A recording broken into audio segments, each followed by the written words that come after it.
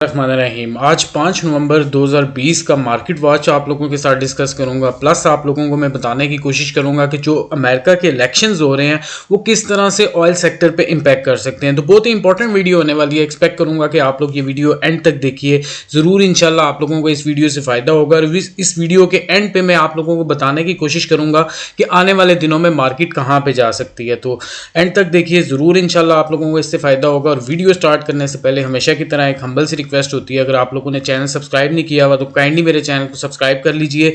Video अच्छी लगती है लाइक कीजिए और कमेंट सेक्शन में अपने व्यूज लाजमी दीजिए। अब जल्दी से स्टार्ट करते हैं। जैसा कि आप लोग देख रहे हैं कि आज पाकिस्तान स्टॉक एक्सचेंज में 789 पॉइंट्स का इजाफा देखा गया है। काफ़ी अच्छा इजाफा देखने में आ रहा है। पिछले काफ़ी दिनों से आप लोगों ने लास्ट वीक देखा था कि मार्केट काफ़ी गिर गई थी, लेकिन अभी दोबारा अल्हम्दुलिल्लाह मार्केट में ग्रोथ आ रही है। KSE 100 इंडेक्स ऊपर की तरफ जा रहा है। तो आज डिटेल में चेक करते हैं कि कौन सी ऐसी चीज़ें हैं जो इसको ऊपर लेके जा रही है। तो सबसे पहले मार्केट समरी की तरफ चलते हैं और इसमें देखते हैं कि कौन कौन से सेक्टर्स ने आज पॉजिटिवली कंट्रीब्यूट किया। ऑयल सेक्टर आप लोग देख सकते हैं कि ऑयल सेक्टर में जो पॉजिटिविटी रही है। इस वीडियो के आगे चल के मैं आप लोगों को बताऊंगा कि जिस तरह से US के इलेक्शंस हैं वो किस तरह से ऑयल सेक्टर को इम्पैक्ट कर रहे हैं। तो आप लोग देख रहे हैं कि ये आज ग्रीन रहा है। ऑयल सेक्टर में काफ़ी अच्छी इन्वेस्टमेंट्स आई हैं और आप लोग देख रहे हैं कि ऑयल सेक्टर काफ़ी ज़बरदस्त रहा है। फिर उसके बाद जो मोस्ट इंपॉर्टेंट है वो सीमेंट सेक्टर है। मैं काफ़ी टाइम से आप लोगों को बताता हुआ आ रहा हूँ कि जब का कंस्ट्रक्शन पैकेज अनाउंस हुआ था, मैं हर वीडियो में मेंशन करता हूँ कंस्ट्रक्शन पैकेज जो PTI गवर्नमेंट की तरफ से आया था,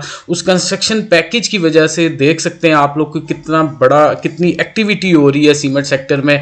और जो सीमेंट की डिस्पैचेज हैं और सीमेंट की सेल्स हैं काफ़ी ज़्यादा इंक्रीज हो रही हैं। तो आगे चल के इसको भी देखते हैं कि कितनी सेल्स इसकी इंक्रीज हुई हैं और अक्टूबर में जो सेल्स का नया रिकॉर्ड बना है सीमेंट का, वो भी आगे चल के देखते हैं। तो आप लोग देख सकते हैं कि सीमेंट सेक्टर में अगेन काफ़ी अच्छी पॉजिटिविटी है। फिर इसी के साथ लिंक होता है, पैरेलल चलता है इंजीनियरिंग सेक्टर भी अगर आप लोग देखेंगे तो वो भी काफ़ी अच्छा जा रहा है। स्टील सेक्टर काफ़ी अच्छा जा रहा है पिछले काफ़ी दिनों से। आगा स्टील की आप लोगों ने देखा है कि IPO जब की हुई है और आगा स्टील में भी पॉजिटिविटी है, क्योंकि अभी स्टील की काफ़ी ज़्यादा डिमांड बढ़ गई है, सीमेंट की काफ़ी ज़्यादा डिमांड बढ़ गई है। इसकी वजह से एक सक्सेसफुल IPO समझी जा रही है आगा स्टील की। फिर उसके बाद फर्टिलाइजर सेक्टर भी एक अच्छा परफॉर्मिंग सेक्टर है पाकिस्तान स्टॉक एक्सचेंज का। तो आप लोग देख सकते हैं इसमें भी पॉजिटिविटी है। उसकी वजह ये होती है कि जो फर्टिलाइजर सेक्टर है उस पर गवर्नमेंट बहुत ज़्यादा फोकस कर रही होती है। तो फर्टिलाइजर सेक्टर में हमेशा से पॉजिटिविटी रहती है। तो आप लोग देख सकते हैं कि फर्टिलाइजर सेक्टर भी काफ़ी अच्छा जा रहा है। फिर उसके बाद बाकी भी ओवरऑल जितने भी आप लोग सेक्टर्स देखेंगे, बैंकिंग सेक्टर तो हमेशा से अच्छा परफॉर्म करता है। तो बैंकिंग सेक्टर भी आप लोग देख सकते हैं कि आज उसने अच्छा परफॉर्म किया। तो ये ब्रीफ सा जो आपने मार्केट समरी देखी है, तो आप लोगों को देखने में आ रहा है कि मार्केट में काफ़ी ज़्यादा पॉजिटिविटी है। फिर आगे चल के सीमेंट से रिलेटेड डिस्कशन कर लेते हैं कि सीमेंट में जिस तरह से मैंने आप लोगों को बताया था कि सीमेंट की सेल्स इंक्रीज हो सकती हैं जब कंस्ट्रक्शन पैकेज अनाउंस हुआ तो आप लोग देख रहे हैं कि एक कंटिन्यूटी चलती हुई आ रही है। सीमेंट सेक्टर में काफ़ी ज़्यादा ग्रोथ आ रही है। तो सीमेंट सेक्टर से रिलेटेड ये जो एक्सप्रेस ट्रिब्यून का आर्टिकल आप लोगों के सामने ओपन हो रहा है, इससे रिलेटेड मैं आप लोगों को बताऊं तो जो डोमेस्टिक सेल्स हैं अक्टूबर के मंथ की, अगर इसका कंपैरिजन लास्ट ईयर अक्टूबर के मंथ के साथ किया जाए तो 15.83 का इंक्रीज देखा गया।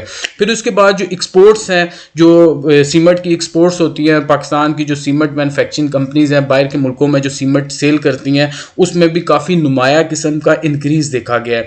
तो इस आर्टिकल से आप लोगों को ये सारी चीज़ें मिलेंगी। इसमें से मैं आप लोगों को डिस्क्रिप्शन में ये शेयर कर दूंगा। तो 11.58% का एक्सपोर्ट्स में देखा गया है। ये जो पॉजिटिविटी चल रही है सीमेंट सेक्टर में वो आगे भी देखने में आ सकती है। और प्राइम मिनिस्टर इमरान खान जो इस पर फोकस कर रहे हैं, बहुत ज़्यादा इसको कोशिश कर रहे हैं, क्योंकि ये एक बैकबोन साबित हो सकता है कंस्ट्रक्शन सेक्टर आने वाले टाइम में। इससे जॉब क्रिएशन हो सकती है। तो इस पर बहुत ज़्यादा फोकस कर रही है PTI की गवर्नमेंट। और ये फार्मूला अभी तक एक सक्सेसफुल फार्मूला जा रहा है इकॉनमी के रिवाइवल से रिलेटेड। और जिस तरह से आप लोगों को पता होगा कि जितने भी इंटरनेशनल जरीदे हैं वो पाकिस्तान से रिलेटेड एक एक्सपेक्टेशन शो कर रहे हैं कि आने वाले दिनों में पाकिस्तान की इकॉनमी 2021 में काफ़ी अच्छी सिमत पे जा सकती है और उसमें ग्रोथ देखने में आ सकती है। जो GDP आप लोगों को पता है कि काफ़ी ज़्यादा गिर गया था, उसमें इंक्रीज देखने में आ सकता है।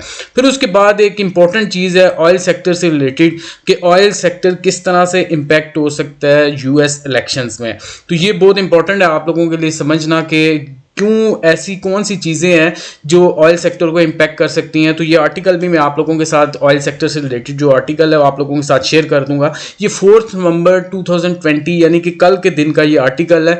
इसमें ये लिखा हुआ है कि जो अमेरिकन प्रेसिडेंट, जो इस टाइम प्रेसिडेंट है अमेरिका के, डोनाल्ड ट्रंप, वो ज़्यादा उनके लिए सॉफ्ट कॉर्नर है सऊदीया की तरफ, और सऊदीया की प्रोडक्शन कट को वो बहुत ज़्यादा सपोर्ट करते हैं, जिसकी वजह से आपको पता है कि जो मार्केट में जो प्रोडक्शन आ रही है, जो सप्लाई आ रही है, वो कम हो सकती है। और प्लस जो डोनाल्ड ट्रंप ने इशारा किया हुआ है कि वो अगर दोबारा जीतते हैं तो वो ईरान पे सैंक्शंस लगा देंगे, जिसकी वजह से ईरान की जो प्रोडक्शन है वो दुनिया में सप्लाई उसकी रुक जाएगी। उसकी वजह से प्रोडक्शन कट बहुत बड़ा आ सकता है और ऑयल प्राइसेस इंक्रीज की तरफ जा सकती हैं।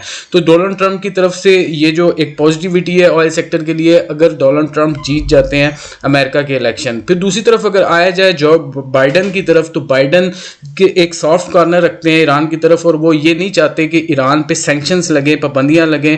तो जिसकी वजह से ईरान पे पाबंदियां नहीं लगेंगी तो ईरान पूरी दुनिया में अपना ऑयल सप्लाई करेगा, जिसकी वजह से ऑयल की सप्लाई ज़्यादा हो जाएगी। डिमांड ऑलरेडी कम है कोरोना वायरस की वजह से, तो ऑयल की प्राइसेस गिर सकती हैं। तो ये जो चीज़ें मैंने आप लोगों को बताई हैं कि ऑयल सेक्टर किस तरह से इम्पैक्ट हो सकता है, जो प्रेसिडेंशियल इलेक्शंस हो रहे हैं अमेरिका में, वो इसको किस तरह से इम्पैक्ट कर सकते हैं। फिर आप लोग अगर देखें आज जिस टाइम क्लैरिटी आ रही है कि कौन अमेरिका का इलेक्शन जीत सकता है, तो आप investing.com पे जाके देखेंगे, ये वेबसाइट ओपन हो रही है आप लोगों के सामने, इसका भी लिंक मैं आप लोगों के साथ शेयर कर दूंगा कि जब भी बाइडन की लीड बढ़ना स्टार्ट हुई है तो इंटरनेशनल मार्केट में क्रूड ऑयल की प्राइसेस गिरना स्टार्ट हो गई हैं।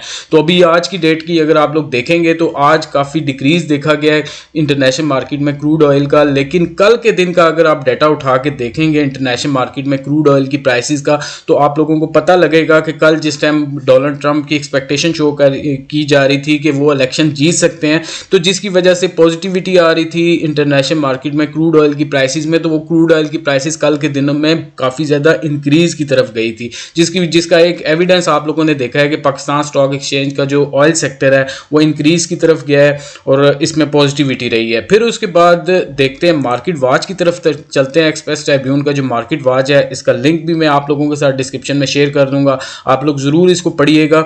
ये जब तक ये ओपन होता है तो एक जनरल सी डिस्कशन कर लेते हैं कि एक अनसर्टेनिटी जो चल रही थी अमेरिका के इलेक्शन से रिलेटेड, वो एक उसमें क्लैरिटी आना स्टार्ट हो गई है। तो आप लोगों ने देखा है कि पाकिस्तान स्टॉक एक्सचेंज में भी जो इन्वेस्टर्स के सेंटीमेंट्स हैं वो इंक्रीज होना स्टार्ट हो गए हैं, उसमें कॉन्फिडेंस आना स्टार्ट हो गया है, क्योंकि एक क्लैरिटी ये आ रही है कि बाइडन इलेक्शन जीत सकते हैं, जो अनसर्टेनिटी थी वो ख़त्म हो सकती है। प्लस जो एक पाकिस्तान की गवर्नमेंट या पीटीआई की गवर्नमेंट एक अच्छा स्टेप ले रही है। आप लोगों को पता है कि पाकिस्तान का जो सर्कुलर डेट है वो काफ़ी ज़्यादा इंक्रीज हो चुका है, काफ़ी बढ़ चुका है। उस पर वर्क करने के लिए पाकिस्तान की गवर्नमेंट ने अब एक कमेटी कायम की है और वो कमेटी देखेगी कि किस तरह से पाकिस्तान का सर्कुलर डेट डिक्रीज किया जा सकता है।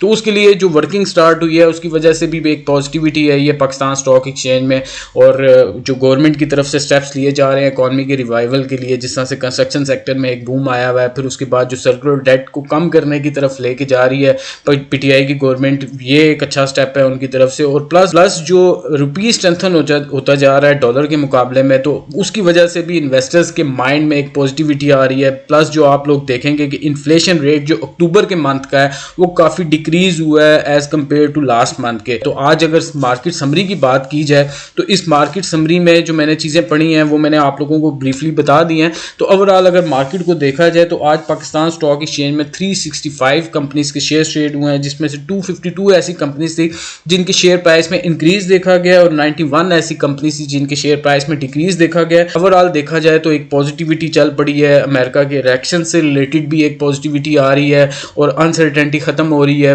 प्लस जो गवर्नमेंट के स्टेप्स हैं वो काफ़ी अच्छे हैं इकॉनमी के रिवाइवल के लिए। फिर सीमेंट सेक्टर में जो पॉजिटिविटी है और जो बैंकिंग सेक्टर में पॉजिटिविटी है वो काफ़ी ज़्यादा अच्छी है, स्टेट बैंक अच्छे स्टेप्स ले रहा है, तो जिसकी वजह से देखने में आ सकता है कि अगले आने वाले दिनों में भी पाकिस्तान स्टॉक एक्सचेंज में इंक्रीज देखने में आ सकता है। तो इसमें एक्सपेक्ट यही किया जा रहा है कि इंक्रीज कुछ दिन अगले आने वाले दिनों में इंक्रीज देखने में आ सकता है। तो मैं आप लोगों को ये रिकमेंड करूंगा कि साथ साथ प्रॉफिट बुकिंग करते रहिए, क्योंकि किसी भी टाइम जिस टाइम अनसर्टेनिटी आ सकती है, क्योंकि पॉलिटिकल अनसर्टेनिटी ऐसी है या कोरोना वायरस के केसेस बढ़ सकते हैं, उसकी वजह से मार्केट में डिप भी आ सकता है। तो आप लोग एहतियात के साथ इन्वेस्टमेंट कीजिए, साथ साथ प्रॉफिट बुकिंग करते रहिए, और जिस टाइम डिप आए तो आप उसको एक इन्वेस्टमेंट के लिए एक अच्छा टाइम समझ सकते हैं। तो ये आप लोगों के लिए रिकमेंडेशन है। तो मैं उम्मीद करता हूँ जो ब्रीफली मैंने आप लोगों को चीज़ें बताई हैं वो आप लोगों को समझ आई होंगी। अगर आप लोगों ने कुछ भी पूछना है तो आप लोग कमेंट सेक्शन में मेरे से पूछ सकते हैं। मैं इंशाल्लाह कोशिश करूंगा कि आप लोगों के कमेंट्स के रिप्लाई करूं। तो आज की वीडियो इतनी, मिलते हैं नेक्स्ट वीडियो में। अल्लाह हाफिज़।